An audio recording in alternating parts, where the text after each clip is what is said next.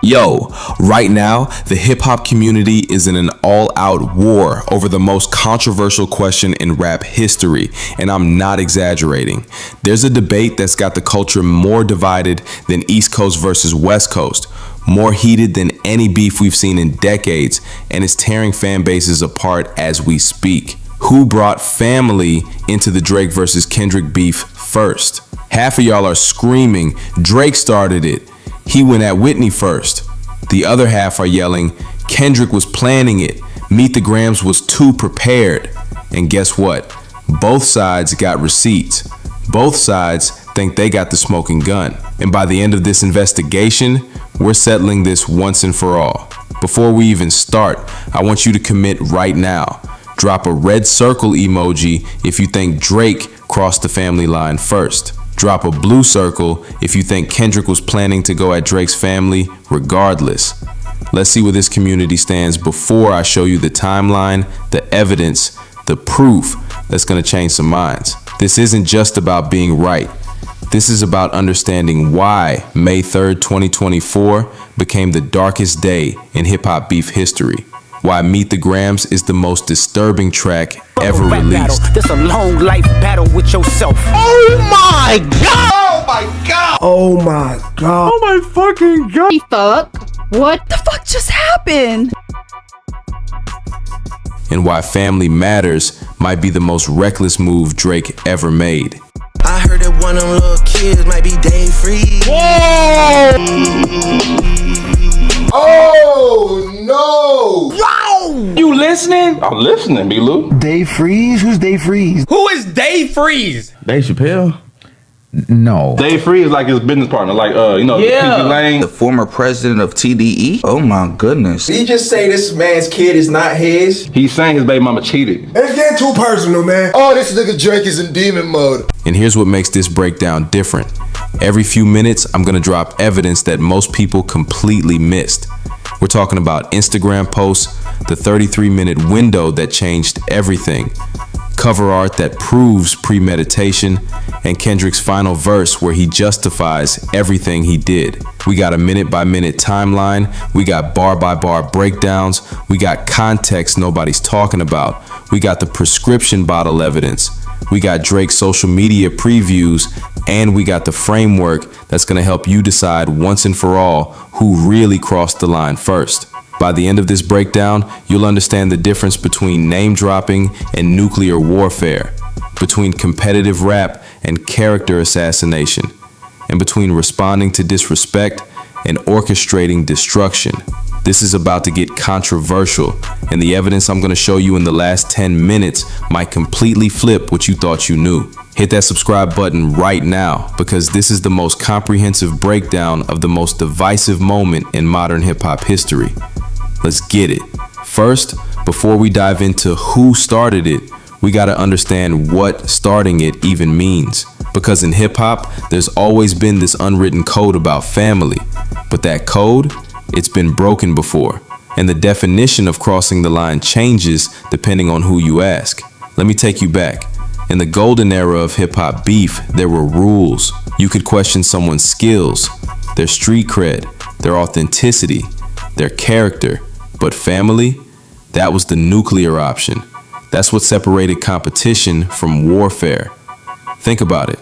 Nas versus Jay-Z, one of the most legendary beefs ever. They went at each other's throats, but they kept family mostly out of it until the very end when things got desperate. Even Tupac versus Biggie, which ended in tragedy, wasn't primarily about family attacks. But here's where it gets complicated. The rule was never absolute. Eminem built a career going at people's mothers and wives. 50 Cent put Ja Rule's family on blast. So when we say Drake broke the code or Kendrick broke the code, we gotta ask, what code? Whose code? So let's create a framework, because this is how we're gonna judge the evidence. I'm calling this the family involvement scale, and it's got 5 levels. Level 1, name dropping. Just mentioning a family member's name exists without attack or context, like saying, I know your wife's name is XYZ. Is that crossing the line? Some say yes, some say no. Level 2, indirect implications. talking about someone's role as a family member without directly attacking the family member, like questioning someone's parenting without attacking the actual child. Level 3, direct allegations, making specific claims about family members, their relationships, their actions, their character. This is clearly getting into dangerous territory. Level 4, full addresses, speaking to family members, not just about them, directly addressing someone's mother, father, children in your bars. Level 5, the nuclear option, attacking children, making allegations that could cause real-world harm, bringing family into physical danger or serious reputational damage. Keep this scale in mind as we go through the timeline, because where you think the line is, that determines who you think started it. Drop a comment. What level crosses the line for you? Is name dropping enough, or does it have to be direct attack? Now that we got the framework, let's get to the timeline, because this is where the debate lives or dies. All right, let's build. Song and I did that. Simple as that. Motherfuck the big three. It's just big me, nigga bum. And what about it? That's implying that you're the best, which is bullshit because I'm the best. I got way more hits than you. Right, because your light skin anthems are so catchy till you gotta actually spit. You think I can't rap for real? You think you can? You hear this guy? He talking like I can't end his career right now if I really wanted to. You don't want to do that. Listen, I suggest that you back out just like Cole and continue doing your little subliminals, alright? Alright, first off, I'm not Cole. Alright, fuck what he talking about. That shit was weak as fuck. Second, don't bring that nigga name up around me ever again, alright? Until he redeem himself, he's not Cole World, he's Cole Feet. Hey, whoa, not too much on Cole. Nah, I feel like he made a smart move. The nigga dissed, lost sleep, apologized, glazed, and took down said diss track in a matter of 3 days. How do you defend that? It's not even about him, though. It's really between y'all two, for real. Delusion. I will fuck your short ass up in a battle. Alright, you don't want it. You don't want it. Don't you got a kid to raise? You know what, as a matter of fact, how's that going actually? Is he still in that innocent phase, the I love my dad phase, the my dad's the best dad in the world phase, or has he finally realized that his father's a piece of shit deadbeat that should fucking die? There it is. There it is. Why would you say that? Why niggas keep trying me, man? Niggas must have forgot what I did to Meek Mill. So let me remind you, I charged that motherfucker up and I went back to back on his bitch ass. Okay. All right, let's build this chronologically.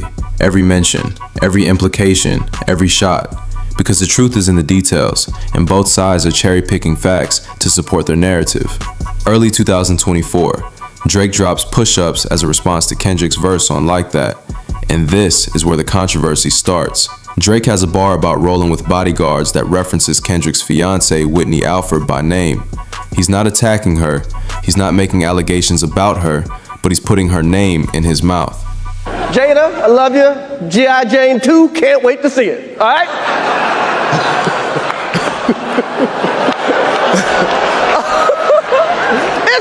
That was a nice one. Okay. I'm out here. Richard. Oh, wow. Wow. Will Smith just smacked the shit out of me. Keep my wife's name out your fucking mouth. Wow, dude. Yes. It was a G.I. Jane joke. Keep my wife's name out your fucking mouth. I'm going to, okay? Okay. That was a greatest night in the history of television. Okay. He's acknowledging she exists in the context of this beef. Now Drake fans say that's just clever wordplay. He's not going at her, he's just using her name for a rhyme scheme. That's rap. And you know what? They got a point. In traditional hip-hop, that kind of reference has been acceptable. But Kendrick fans say, nah, you mentioned his wife, his family. You put her name in a diss track. That's opening the door. That's crossing into family territory. And they got a point too. So let's pause right here. On our scale, that's level 1, name dropping. Does that cross the line? Drop a comment right now, because your answer to this question determines everything that comes after. May 3rd arrives. Kendrick drops Euphoria. And here's what's interesting. He doesn't mention Drake's family at all. 0. He goes at Drake's character, his authenticity, his place in hip-hop culture, but no family. In fact, Kendrick explicitly says this is supposed to be competitive rap. a friendly fade. Keep it about skills, not personal. This is important because Kendrick establishes his boundary here, but there's something else. Kendrick questions Drake's parenting, talks about Drake as a father to Adonis. Now, is that about the child, or is that about Drake's character as a parent? We ain't gotta get personal, this a friendly fade, you should keep it that way. This is Kendrick in friendly fade mode, bro. Y'all asked for this. This shit gas. I know some shit about niggas that make Gunna wanna look like a saint. I know shit about niggas that make Gunna wanna look like a saint. The fuck Gunna gotta do with this shit? A lot of questions about Gunna. Did he snitch? He didn't snitch on shit. Not about who the greatest, it's always been about love and hate. It's the difference between love and hate, and I'm not on the love part. Drake done took it all the way personal. You talk about let's keep this shit friendly because I know things about you, nigga. This is the time for you to say what you know. I'ma get back to that for the record. Why would I call around trying to get dirt on niggas? Y'all thinking my life is rap? You think my whole life is rap? That's whole shit. I got a son to raise, but I can see you don't know nothing about that. Waking them up. He said, I don't care about the fame shit because I'm raising my son. I guess he's not going around trying to pay niggas for Drake dirt. Hey, yeah, nigga, I got a life. You don't know nothing about that. So now he's questioning the type of father this nigga is. Drake does showcase a lot of himself raising his son. Seen him around the basketball games. I don't know. Kendrick, this is a low blow, man. This is literally how you win, bro. Tell them to pray. Know nothing about that. Yeah, Drake? Drake? The nigga that got bodied by Pusha T? The nigga that hiding his kid from the world, but his world wouldn't hide from the kid? Aubrey Graham in a wheelchair? Drake? Yes! Y'all niggas better stop playing with me in here. Y'all talking about the light-skinned nigga from DeGeneres? From Toronto. Yo, stop playing with me. I teach you no morals, integrity, discipline. Listen, man, you don't know nothing about that. So this is absolutely savage. Get up, Drake! Drake! Yeah, Drake! Drake! He is killing you! You gonna take this? I told you that Drake talking about this nigga's baby moms was a big fucking mistake. Speaking the truth and consider what God's considering. I don't know nothing about that. I just caught that the Sun Bar, he was talking about raising Drake. Drake fans say that's bringing family in. Kendrick fans say that's critiquing Drake's character, not attacking his son. On our scale, that's level 2, indirect implications. Same day later, Kendrick dropped 616 in LA.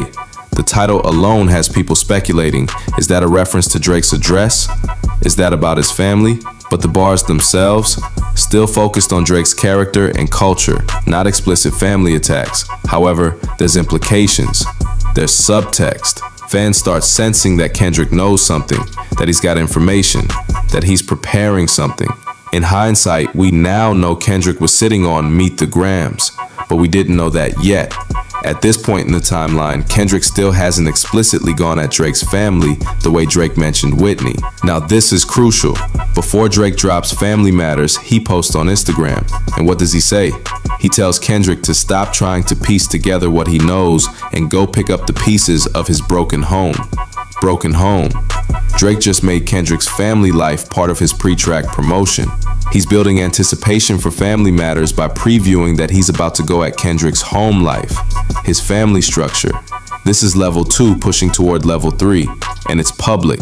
It's on social media, not just in bars. Drake is signaling his intent to make this about family. 11:30 p.m. May 3rd, 2024. Drake drops Family Matters, and the title alone tells you everything. This is intentionally about family.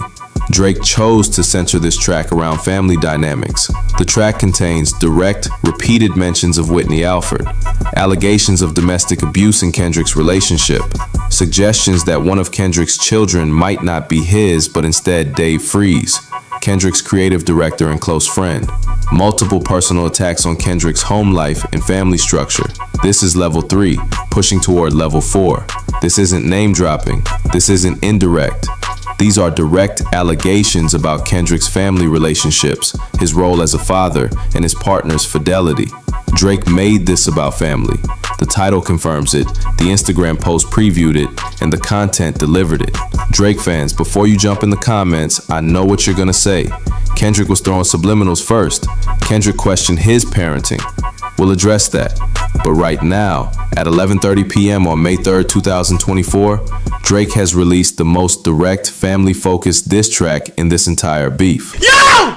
Drake just text me! stay on stream. Just when I was about to go to sleep. I can't go to sleep no more, bro. Bro, I'm not as young as I once was, bro. I can't be staying up that late. I Drake up at midnight talking about Family Matters. 7 minutes. Drake has something to say. I expect bombs. I expect a bye-bye. And without further ado, ladies and gentlemen, let's fucking go. Maybe in this song, you shouldn't start by saying, Nigga, I said it, I know that you mad. I've emptied the clip over friendly or jazz. You mentioned, Oh, this nigga. I mention my seed and I deal with his dad. I gotta go bad, I gotta go bad. Oh. Wait a minute. Kendrick was like, I don't like that you say nigga. I even hate when you say the word nigga, but that's just me, I guess. Oh my God. He said you ain't black enough, nigga. I don't even like the way you say nigga. So how'd he start the song? Drake started off saying that shit, nigga. We don't wanna hear you say nigga no more.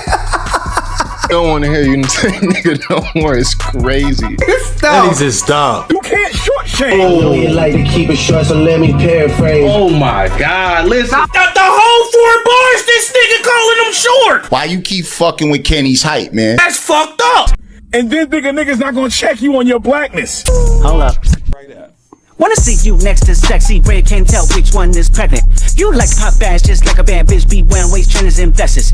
You rap like you really bout that. About the hood, you don't know nothing about that. I'm out here doing this killing. Somebody come bury Terrence and Phillip. And stop saying nigga. Say you ain't even marry a black girl, for real. He brought up the minivan. A mixed queen, hit vanilla cream to help out with your self-esteem. Not only that, he cheated on his mixed queen with a white woman. He is trying to hit the line. Also, Bobby shit, I wanna know what Whitney needs. Again? Whitney need. Oh, is his wife named Whitney? Yup. That was crazy. All that puppy love was over in y'all late teens. Oh shit. This nigga going for his wife and shit? We could've left the kids out of this, don't blame me. Oh, Lord. I ain't gonna lie, Drake Be tired of you talking about his kids. Your baby mama captions always screaming, save me. He said the caption screaming, save me. What's her Instagram? Kendrick wife Instagram. I push through the work on my internal self for the greater good of my family. Scream save me like a motherfucker. I heard that one of them little kids might be day free.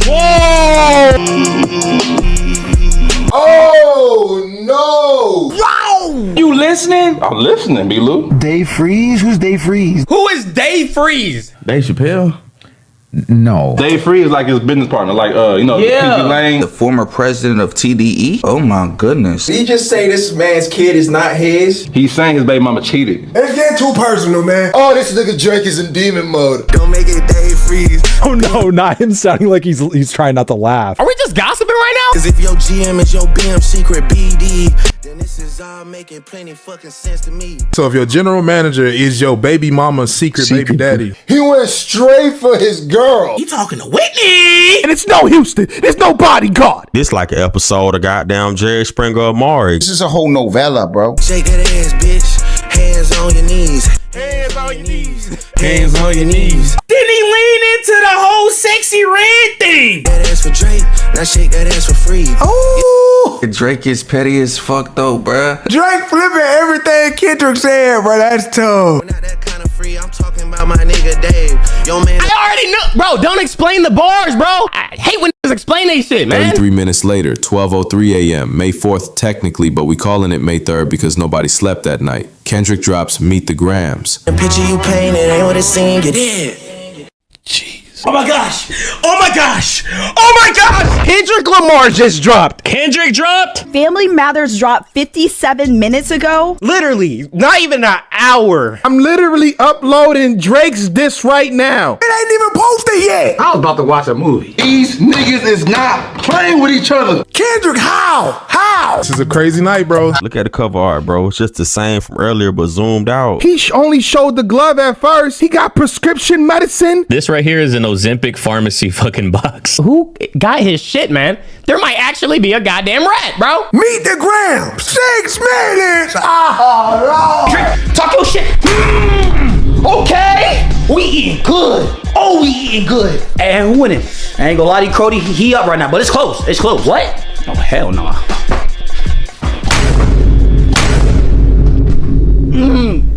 Hold on. Why was that so fast, nigga? God damn. Fucked up, Aubrey. Oh my. Let's play it. Let's go. And the structure alone tells you this was prepared. 4 distinct verses, each one addressed to a different member of Drake's family.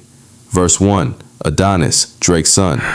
Let's play it. Let's go, man. Dear Adonis. No! Dear Adonis. Not a letter to his son, bro. That's a hell of a way to start it. That's diabolical. Dear Adonis, I'm sorry that man is your father. Yeah, it's over still. It's over. You gotta hear. He said, "Dear Adonis, I'm sorry that man is your father."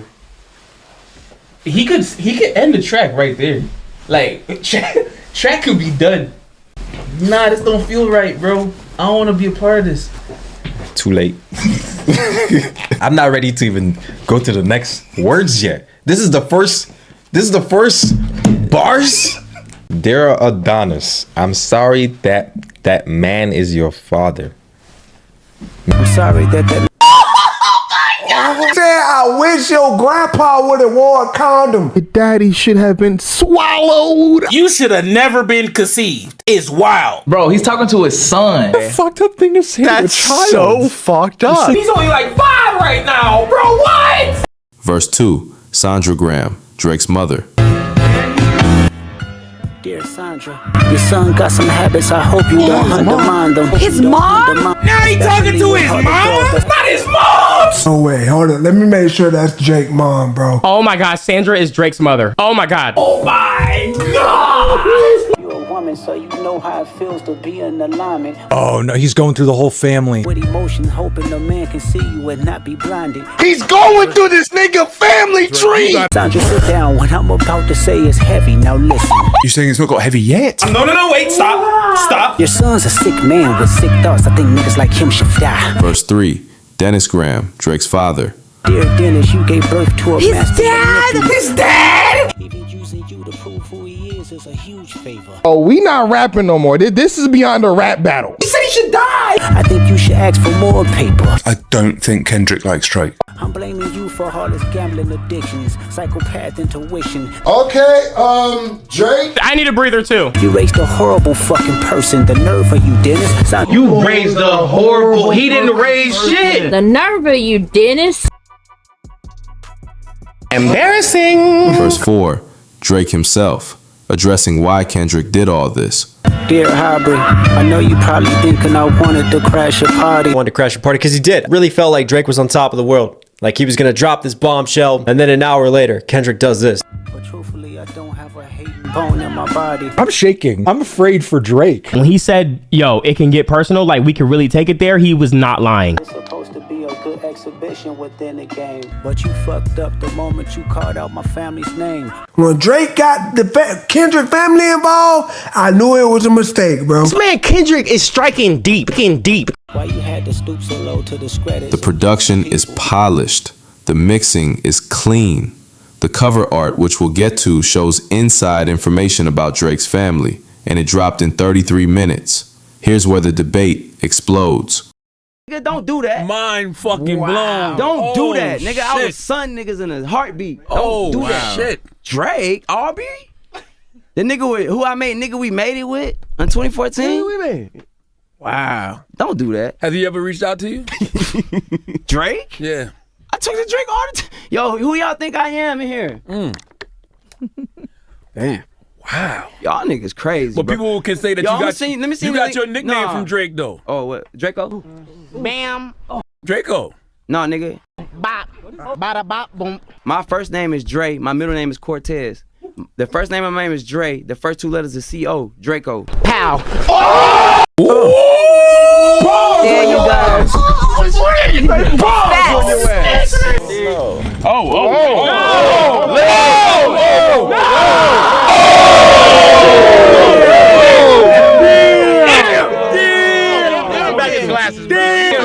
Psych! You ain't gonna get these back!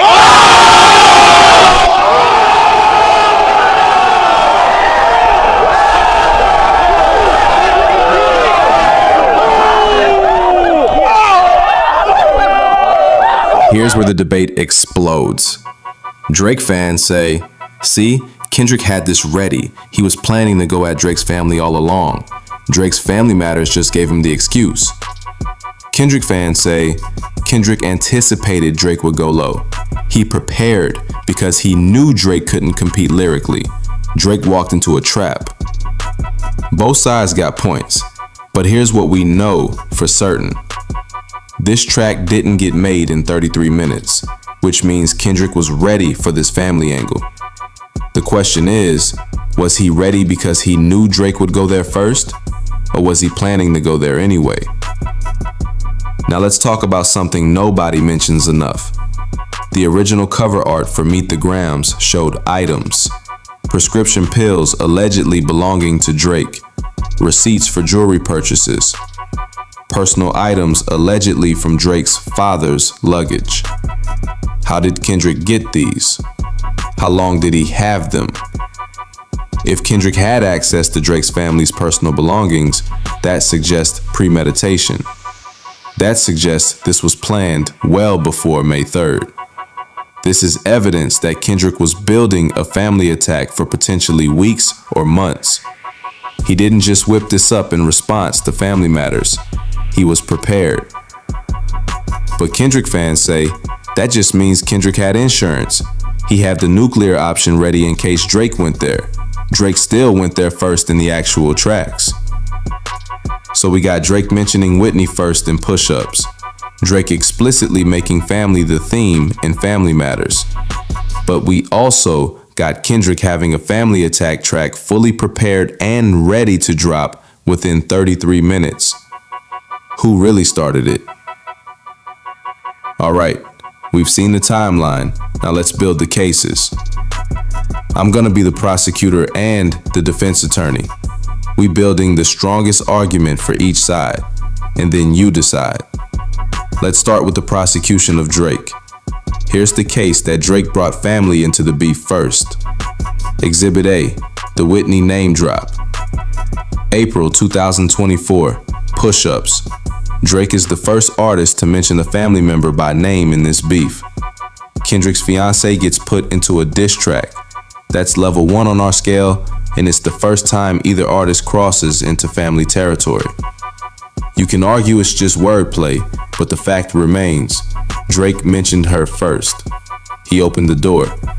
He made family a part of the conversation, even if it was just a reference. Exhibit B, the parenting angle. Throughout his tracks, Drake questions Kendrick's presence at home, suggests he's not the family man he claims to be. Yes, this is indirect, but it's targeting Kendrick's family life, not just his rap skills. Exhibit C, the Instagram post. Drake publicly, on social media, tells Kendrick to pick up the pieces of your broken home before releasing a track. This is premeditation. This is Drake announcing he's about to make it about family. Exhibit D, Family Matters itself. The title is family. The content is family allegations, domestic abuse, paternity, day-free involvement. Drake doesn't just mention family, he makes family the entire theme of the track. So here's the case. Drake was first to name a family member, first to question family dynamics, first to make family the subject of a full track, first to use social media to preview family attacks. Drake escalated at every stage. Before Family Matters, Kendrick was going at Drake, his character, his authenticity, his artistry. Drake is the one who shifted the target from Drake the artist to Kendrick the family man. Drake crossed the line first. Kendrick responded in kind. That's the prosecution of Drake. Now let's flip it. Now the prosecution of Kendrick. Here's the case that Kendrick was planning to attack Drake's family regardless of what Drake did. Exhibit A, the 33-minute impossibility. Meet the Grams is too complete, too polished, too detailed to have been created as a reaction. 4 separate verses, each addressing different family members with specific information. That's prepared. That's ready to go. If Kendrick had this locked and loaded, was he waiting for Drake to give him an excuse? Or was he planning to drop it anyway? Exhibit B, the cover art items. Kendrick had access to Drake's family's personal belongings, prescription pills, personal receipts, allegedly items from Dennis Graham's luggage. How long did he have these? How long was he sitting on this information? You don't gather family intelligence overnight. This suggests weeks or months of preparation. This suggests Kendrick was building a family attack long before May 3rd. Exhibit C, the specificity of the allegations. Kendrick doesn't just go at Drake's family in general terms. He has detailed accusations about Drake's behavior, about OVO employees, about Drake's parenting, about Dennis's past, about Sandra having to hear all this.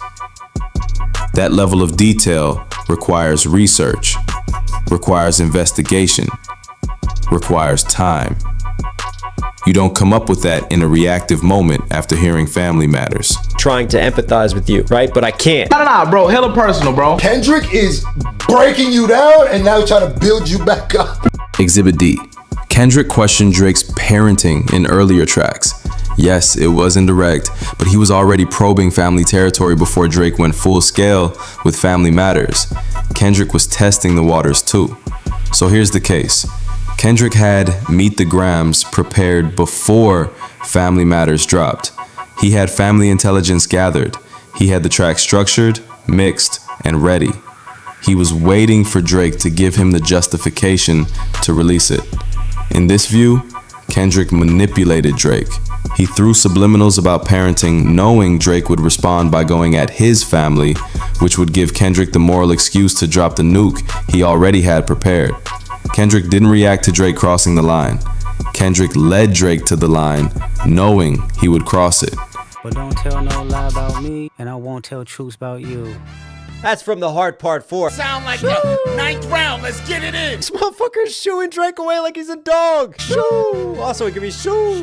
Help me out, Kendrick. We ain't gotta get personal. This a friendly fade. You should keep it that way. This is Kendrick in friendly fade mode, bro. Y'all asked for this. This shit gas. I know shit about niggas that make Gunna wanna look like a saint. That's whole shit. I got a son on the raise, but I can see you don't know nothing about that. Waking them up.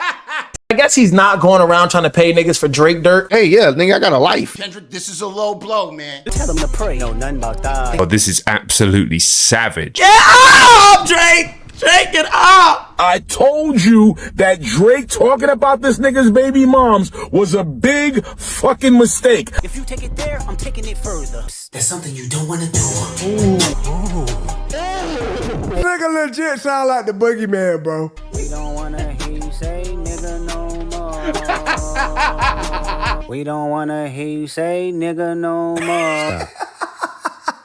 That needs to stop. Nigga, I said it. I know that you mad. I've emptied the clip over friendly or jazz. You mentioned. Oh, this nigga. Alright. Mention my seed and I deal with his dad. I gotta go bad. I gotta go bad. Oh.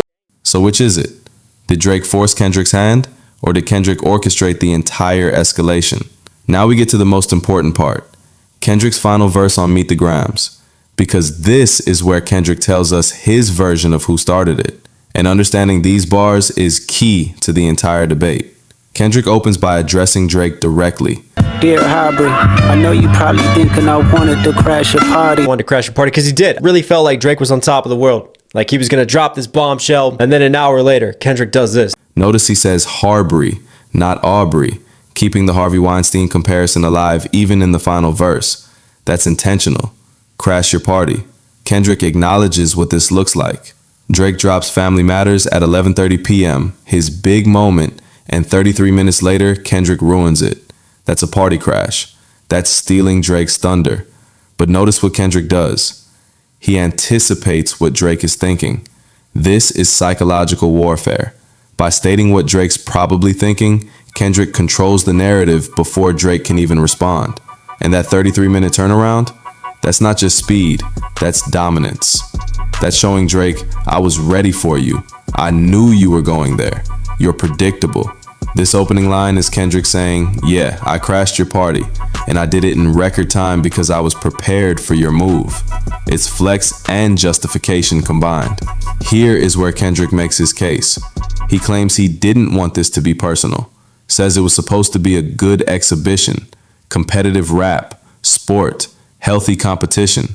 It's supposed to be a good exhibition within the game, but you fucked up the moment you called out my family's name. When Drake got the Kendrick family involved, I knew it was a mistake, bro. He's referencing Euphoria, where he said, keep it a friendly fade.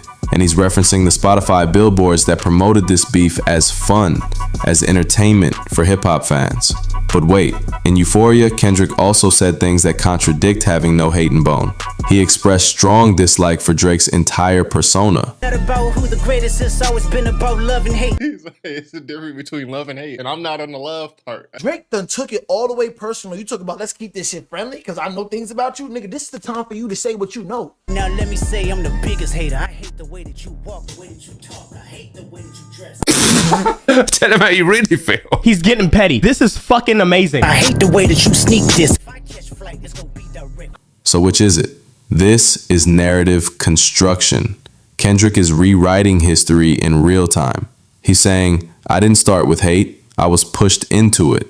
Even if earlier bars suggested otherwise, I hate the way that you walk, the way that you talk. I hate the way that you dress. Surprised she wanted that feature request. You know that we got. Oh my God, he hates this nigga. Oh my fucking God, he hates this nigga. That nigga don't like you. He don't fuck with you, gang. Fuck. When niggas say, oh, I don't work shit on my worst enemy, motherfucker, I do. he's now claiming the moral high ground. This is positioning. This is framing. This is making sure that everything brutal he just said to Sandra, Dennis, and Adonis seems like Drake's fault, not his. Exhibition is sports language, boxing exhibitions, friendly competitions. Kendrick is framing rap beef as athletic competition that Drake violated by making it personal. This sets up the next line, which is the most important line in understanding Kendrick's justification. This is it. The line in the sand. Kendrick identifies the exact moment Drake crossed from acceptable to unforgivable. Notice he doesn't say, when you attacked my family. He says, called out my family's name. But you fucked up the moment you called out my family's name. That's significant. That means even the name drop in push-ups was crossing the line in Kendrick's view. You fucked up has two meanings here. One, Drake made a tactical mistake. He ruined what could have been a good competitive battle by making it ugly and personal. Two, Drake unleashed consequences. By mentioning family, Drake gave Kendrick permission to go nuclear. Drake fucked up by not realizing what he was about to face. And there's irony here. Drake called his track Family Matters while attacking Kendrick's family. Kendrick called his track Meet the Grams while attacking Drake's family. Drake made family the theme. Kendrick just responded by introducing himself to every Graham family member while destroying them. This line gives Kendrick permission in his narrative for everything brutal in the previous 3 verses. Drake mentioned family names, then all of Drake's family is fair game. This is Kendrick saying, you open this door. Don't be surprised I walked through it. In Kendrick's code, family is sacred. It's off limits. And Drake violated that. So everything Kendrick did to Sandra, Dennis, and Adonis, that's on Drake for crossing the line first. Now Kendrick expands beyond just family. Decent people, plural. He's talking about his team. His manager, Anthony Saleh, who Drake mocked for shopping at OVO stores. The Weeknd's manager, Cash, who Drake made allegations about on push-ups despite having nothing to do with this beef. My nigga. Mata. ¿Qué la que? It's a nice jacket you got on, papi. Everyone around them, innocent bystanders, team members, associates, people who aren't even in the battle. This continues the narrative from 616 in LA, where Kendrick suggested Drake pulls others into his conflicts, and then the killer line, guess integrity is lost when the metaphors doesn't reach you. Guess integrity is lost when the metaphors doesn't reach you. Guess integrity is lost when the metaphors doesn't reach you. Drake didn't even understand understand Kendrick's fucking bars. This is calling Drake stupid, saying he lacks the intelligence to compete with sophisticated wordplay, so he resorts to low attacks. He can't understand metaphors, the foundation of hip-hop lyricism, so he goes personal. This does several things at once. 1. Questions Drake's intelligence, suggests he's not smart enough for real rap competition. 2. Questions Drake's integrity, links his moral failings to intellectual shortcomings. 3. Questions Drake's cultural authenticity. Metaphors are core to hip-hop. If you can't understand them, you're not really of the culture. This is educational condescension. Kendrick positions himself as the smarter, more sophisticated, more cultured artist. Drake is beneath him intellectually and morally. It's the ultimate dismissal. You can't compete with me on a lyrical level, so you attack personally. That's not just wrong, it's weak. So what does this final verse tell us about who started it? Kendrick's claiming Drake started it by mentioning family names, specifically the Whitney reference and then the full Family Matters assault. He's claiming he was forced to respond. He's claiming he took the high road until Drake went low. But here's the thing. The structure of Meet the Grams, the preparation evident in every verse, the specificity of the allegations, it all suggests Kendrick was ready for this, maybe even wanting it. Was Kendrick's final verse justification for something he was always going to do? Or was it explanation for something he was forced to do? The genius of this verse is that it works both ways. If you think Drake started it, this verse is Kendrick explaining why his response was justified. If you think Kendrick planned it, this verse is Kendrick spinning the narrative to look like the victim. Either way, these 4 bars are Kendrick's defense, his case for why, no matter how brutal those previous verses were, he's not the bad guy. Drake is. Alright, we've seen the timeline, we've seen both cases, we've analyzed Kendrick's justification. Now it's time for the verdict. If you think Drake started it, here's your summary. Drake named Whitney first in push-ups. Drake made family the theme of Family Matters. Drake used social media to preview family attacks. Drake made specific allegations about Kendrick's relationships and children. Drake crossed every level of our scale first. Kendrick responded in kind. If you think Kendrick planned it, here's your summary. Kendrick had Meet the Grams too prepared. 33 minutes is impossible for that level of completion. Kendrick had family intelligence gathered beforehand. The cover art proves it.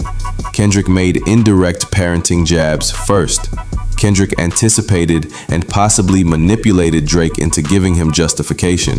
But here's what I actually think is going on, and this might make both sides mad. I think both of them were willing to go there. I think both of them were testing boundaries. I think both of them knew family was on the table eventually. Drake tested the waters with the Whitney name drop in push-ups. Was it an attack? Not really. Was it opening the door? Absolutely. Kendrick prepared Meet the Grams in advance. Was he planning to drop it no matter what? Probably not. Was he ready to drop it if Drake went there? Definitely. Drake escalated fully with Family Matters. Was he the first to make family the main theme? Yes. Did Kendrick's preparation suggest he knew it was coming? Also yes. So who started it? Both. They were both dancing around the line, testing each other, preparing their nuclear options.